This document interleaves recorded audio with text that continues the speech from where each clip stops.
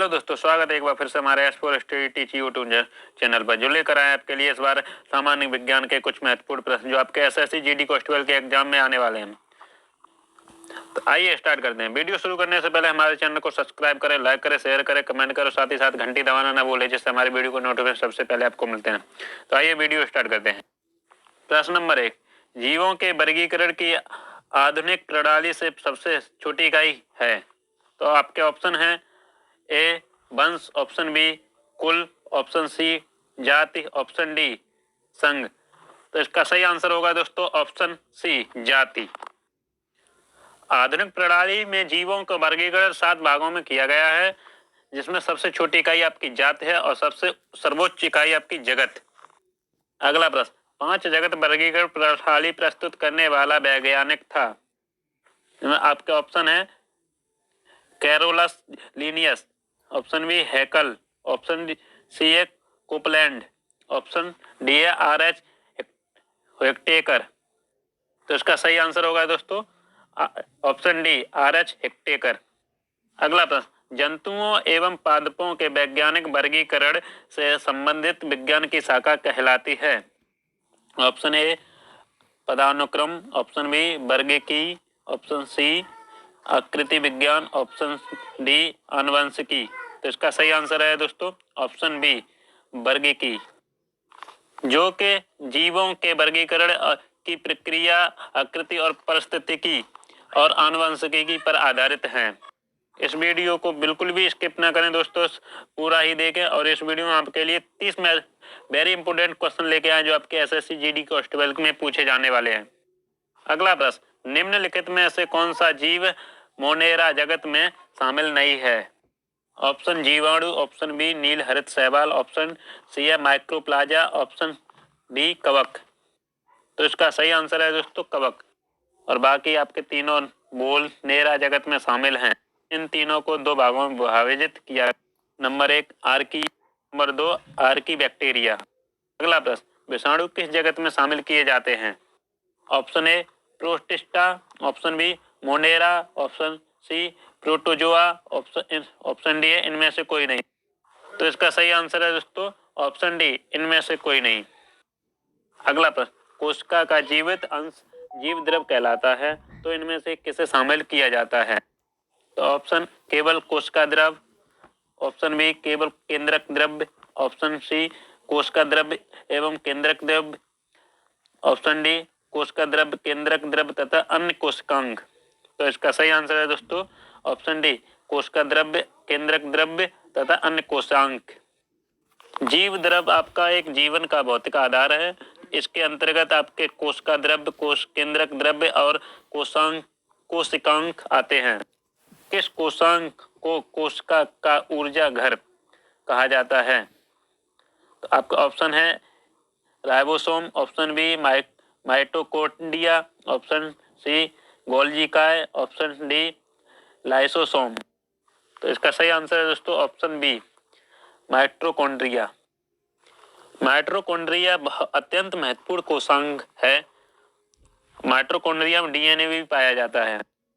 अगला प्रश्न, किस कोशांग को कोशिका की आत्महत्या की थैली कहा जाता है। तो आपके ऑप्शन है ribosome, option B lysosome, option C nucleosome, option D Golgi कॉय। तो इसका सही आंसर है दोस्तों ऑप्शन बी लाइसोसोम। अगला प्रश्न, मानव शरीर की किन कोशिकाओं में माइटोकॉन्ड्रिया नहीं पाया जाता है। तो ऑप्शन है यकृत कोशिकाएं, ऑप्शन बी श्वेत रक्त कोशिकाएं, ऑप्शन सी लाल रक्त कोशिकाएं, ऑप्शन डी मांसपेशियां कोशिकाएं। इसका सही आंसर होगा दोस्तों लाल रक्त कोशिकाएं। लाल रक्त कोशिकाएं वे कोशिकाएं होती हैं जो फेफड़ों से कोशिकाओं तक ऑक्सीजन का परिवहन करती हैं। अगला प्रश्न, कोशिका में केंद्रक के अतिरिक्त अन्य किस कोशिकांग में डीएनए पाया जाता है। ऑप्शन गोल्गी काय, option B lysosome, option C है तारक काय, ऑप्शन डी माइटोकॉन्ड्रिया। तो इसका सही आंसर है दोस्तों ऑप्शन डी माइटोकॉन्ड्रिया। माइटोकॉन्ड्रिया एक अत्यंत महत्वपूर्ण कोशांग है जिसमें डीएनए भी पाया जाता है। मैंने आपको पहले ही ये बताया था। अगला प्रश्न, गुणसूत्र निम्नलिखित में से किसका परिवर्तित रूप है। तो ऑप्शन ए क्रोमैटिक धागों, option D DNA, option C RNA, option D gene. तो इसका सही आंसर है दोस्तों ऑप्शन ए पाए जाते हैं। और कोशिकाओं विभाजन के समय ये धागे एक दूसरे से अलग होकर हो जाते हैं। अगला प्रश्न, जीवाणु की खोज किस वैज्ञानिक ने की थी दोस्तों? तो option A Fleming, option B लैम्बन, option C Temin, option D Leeuwenhoek. तो इसका सही आंसर है दोस्तों ल्यूवेनहॉक। ल्यूवेनहॉक ने जीवाणु की खोज की थी। अगला प्रश्न, तपेदिक नामक रोग किस जीव के कारण होता है? आपके ऑप्शन है option A salmonella, option B mycobacteria, option D diplococcus, option D streptomyces. तो इसका सही आंसर है दोस्तों ऑप्शन बी माइकोबैक्टीरियम। तपेदिक एक क्षय रोग है जो आपके माइकोबैक्टीरियम और ट्यूबरकुलोसिस नामक जीवाणुओं से फैलता है। अगला प्रश्न, एंटीबायोटिक्स अधिकांशतः प्राप्त किए जाते हैं। तो आपका ऑप्शन कवकों, ऑप्शन बी विषाणुओं, ऑप्शन सी जीवाणुओं, ऑप्शन डी आवृत बीजियों। इसका सही आंसर है दोस्तों कवकों। कवकों में एंटीबायोटिक्स अधिकांश पाया जाता है। प्रश्न, मृदा में धान का उत्पादन बढ़ाने वाला मुक्त जीवी जीवाणु है, यानी मृदा में धान को उत्पादन बढ़ाने वाला कौन सा मुक्त जीवी जीवाणु है? तो आपका option A rhizobium, option B azotobacter, option C acetobacter, option D anaemia. का सही आंसर है दोस्तों एनाबीना।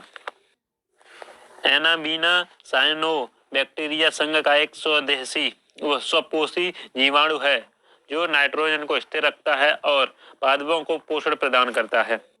अगला प्रश्न, निम्नलिखित में से पत्तियों का रूपांतरित स्वरूप नहीं है। तो ऑप्शन ए पड़ कटक, ऑप्शन बी पड़ प्रतान, ऑप्शन सी है घटकपटी, ऑप्शन घटपटी, ऑप्शन डी पत्र प्रकृतिक। तो इसका सही आंसर है दोस्तों ऑप्शन डी पत्र प्रकलिका। अगला प्रश्न, विश्व का सर्वाधिक ऊंचा पौधा है। Option A eucalyptus, option B प्यूरोकार्स, option C polyalthia, option D tectona. इसका सही आंसर है दोस्तों ऑप्शन ए यूकेलिप्टस। ऐसे तो विश्व का सबसे ऊंचा वृक्ष सिकोया है, ऑप्शन में दिया नहीं तो आपका सही आंसर हो जाएगा option A eucalyptus. Eucalyptus Pushpi वृक्षों में सबसे ऊंचा वृक्ष है। अगला प्रश्न, अदरक एक तना है जड़ नहीं क्योंकि यह, ऑप्शन है आपके भोज्य पदार्थ संग्रहित होता है, ऑप्शन बी क्षैतिज रूप में भूमि में विकसित होता है, ऑप्शन सी पर्व और पर्व संधियों युक्त होता है, ऑप्शन डी क्लोरोफिल विहीन होता है। इसका सही आंसर है दोस्तों ऑप्शन सी पर्व और पर्व संधियों युक्त होता है। अदरक और हल्दी एक तने का रूपांतरिक रूप हैं जिन्हें हम स्कंद भी कहते हैं। अगला प्रश्न, वह शुष्क पुष्पकली जिसका प्रयोग मसाले के रूप में किया जाता है। तो ऑप्शन है आपके इलायची, ऑप्शन बी केसर, ऑप्शन सी दालचीनी, ऑप्शन डी लौंग। तो इसका सही आंसर है दोस्तों ऑप्शन डी लौंग। लौंग एक ऐसा सुगंधित पुष्पकली है जिसका प्रयोग मसाले के रूप में किया जाता है और यह एक सदाबहार पौधा है और यह इंडोनेशिया में पाया जाता है। अगला प्रश्न, मानव शरीर में सबसे बड़ी ग्रंथि है। तो ऑप्शन है आपके अग्नाशय, ऑप्शन बी आमाशय, option C thyroid, option D यकृत। तो इसका सही आंसर है दोस्तों ऑप्शन डी यकृत। यकृत मानव शरीर की सबसे बड़ी ग्रंथि है और इसका भार लगभग 1.5 kg तथा आकार लगभग 16 सेंटीमीटर का होता है जिसमें पित्तरस का निर्माण होता है। अगला प्रश्न, पित्तरस का संचय किस अंग में होता है? ऑप्शन ए यकृत, ऑप्शन बी आमाशय, ऑप्शन सी पित्ताशय, ऑप्शन डी अग्नाशय। तो इसका सही आंसर है दोस्तों ऑप्शन सी पित्ताशय। पित्तरस पीले हरे तथा पीले भूरे रंग का एक क्षारीय तरल पदार्थ है जिसका निर्माण तो यकृत में होता है परंतु संचय पित्ताशय में होता है। जब किसी मनुष्य के शरीर में पित्ताशय में पथरी पड़ जाती है तो वह व्यक्ति को वसायुक्त भोजन खाने के लिए डॉक्टर मना करते हैं क्योंकि उस भोजन को पचा नहीं पाते हैं। अगला प्रश्न, निम्नलिखित पदार्थ एवं उनके वर्ग का सही सुमेलित नहीं है। तो इसका सही, तो आपके ऑप्शन है option A pepsin carbohydrate, option B carotene vitamin, option C keratin protein, option D testosterone hormone. तो इसका सही आंसर है दोस्तों ए, ऑप्शन ए पेस्पिन कार्बोहाइड्रेट। पेस्पिन एक एंजाइम है जो कि आमाशय में निर्मित होता है। अगला प्रश्न, निम्नलिखित में से कौन सा तंत्र का कार्य है।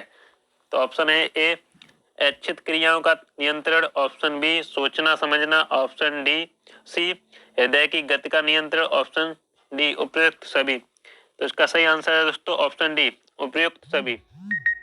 अगला प्रश्न, तंत्र की मूल इकाई है। तो ऑप्शन ए तंत्र कोशिका, ऑप्शन बी तंत्रकांच, ऑप्शन सी मस्तिष्क, ऑप्शन डी मेरुरंज। तो इसका सही आंसर है दोस्तों ऑप्शन ए तंत्र कोशिका। अगला प्रश्न, मधुमेह रोग किस हार्मोन की कमी से होता है। Option A adrenaline, option B progesterone, option C insulin, option D gastrin. तो इसका सही आंसर है दोस्तों ऑप्शन सी इंसुलिन। इंसुलिन एक प्रकार का प्रोटीन है। मधुमेह से प्रभावित होकर किसी व्यक्ति को शरीर का निर्जीकरण अधिक होता है और इसलिए उसे प्यास अधिक लगती है। इंसुलिन सबसे ज्यादा हडेलिया की जड़ों से प्राप्त होता है। अगला प्रश्न, निम्नलिखित में से किस पादप से इंसुलिन प्राप्त किया जाता है। इसका जवाब मैंने अभी आपको बताया था। तो किससे प्राप्त किया जाता है दोस्तों, हडेलिया की जड़ों से। अगला प्रश्न, कौन सा हार्मोन अन्नाशय को पाचक रस के उत्पादन के लिए उत्तेजित किया करता है। तो ऑप्शन है आपके A trypsin, option B secretin, option C insulin, option D progesterone. तो इसका सही आंसर है दोस्तों ऑप्शन बी सेक्रेटिन। अगला प्रश्न, एस्ट्रोजन क्या है। ऑप्शन है आपके hormone, option B enzyme, option C protein, option D vitamin. तो इसका सही आंसर है दोस्तों ऑप्शन ए हार्मोन। यह एक स्त्रीलिंग हार्मोन है। अगला प्रश्न, ऐसे जीव जो गर्भाशय में विकसित शिशु को जन्म देते हैं वे कहलाते हैं। तो ऑप्शन है आपके जरायुज, ऑप्शन बी अंडज, ऑप्शन सी एकलिंगी, ऑप्शन डी द्विलिंगी। तो इसका सही आंसर है दोस्तों ऑप्शन ए जरायुज। जरायुज जो गर्भाशय में विकसित शिशु को जन्म देते हैं। अगला प्रश्न, वह अवस्था जब स्त्री अथवा पुरुष प्रजनन हेतु परिपक्व हो जाते हैं। तो इसका सही आंसर है दोस्तों ऑप्शन बी यौवना आरंभ। यौवन आरंभ वह अवस्था है जब स्त्री अथवा पुरुष प्रजनन हेतु परिपक्वता हो जाते हैं। ऑप्शन ए वयस्कता, ऑप्शन बी यौवनारंभ, ऑप्शन सी रजोनिवृत्ति, ऑप्शन सी प्रौढ़ता। तो ये थे हमारे सामान्य विज्ञान के कुछ महत्वपूर्ण प्रश्न जो आपके एसएससी जीडी कांस्टेबल के एग्जाम में आने वाले हैं और आगे भी पूछे गए हैं। तो आशा करते हैं हमारी ये वीडियो अच्छी लगी तो हमारे चैनल को सब्सक्राइब करें, लाइक करें, शेयर करें, कमेंट करें और साथ ही साथ घंटी दबाना ना भूलें जिससे हमारी वीडियो को नोटिफिकेशन सबसे पहले आपको मिलते रहें। फिर मिलते हैं आपको अगले वीडियो में इसी तरह।